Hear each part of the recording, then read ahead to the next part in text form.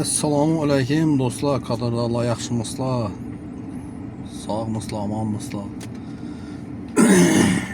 Bugun yine 25-may bitiruvchilar günü.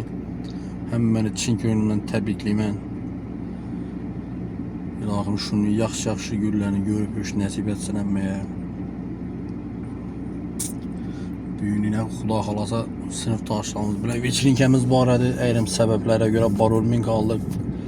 Şimdi baribir bir içanda elem bol turttu borolmay qolganim uchun. Endi nasiba taqdir nechadamiz. Shuning uchun hammani tabriklayman.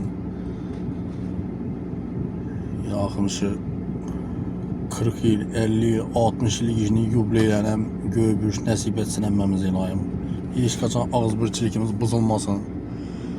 Bu sinfdosh degan bir shuningdek bir narsadanmi?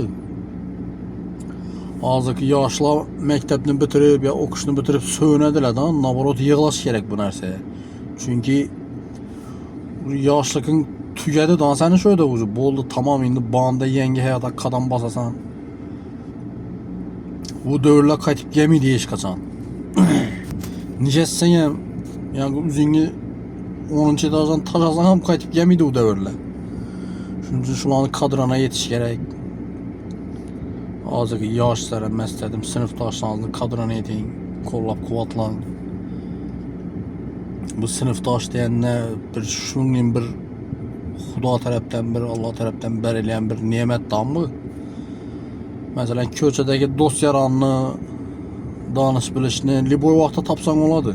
Bu sinfdoshlarni Alloh taolo o'zi shunday selab berib qo'yibdi-da buni. Mecbursan-dan 9 yil, 10 yil o'qishga mecbursan. Ucu 9-10 yil o'qigandan keyin o'zi bir oilading bo'lib qolasan-dan bu sinfdoshlar bilan. Bu ko'chadagi do'stingning bo'lmaydi baribir sinfdoshlaring. Endi shunday deymiz, qadrini yetinglar, qo'llab-quvvatlanglar bir-biringga. Shu ilohim do'stliklar hech qaysimiz do'stligimizga ko'z değmesin. Hamisha og'izbirchilikli bo'lib, bir-birimizni qo'llab-quvvatlab poddeşchatib yuraveramiz ilohim. Sağ olunlar, təbrikləmə yenə bir var. Ne deydi bu? Özbekistan Hava Yolları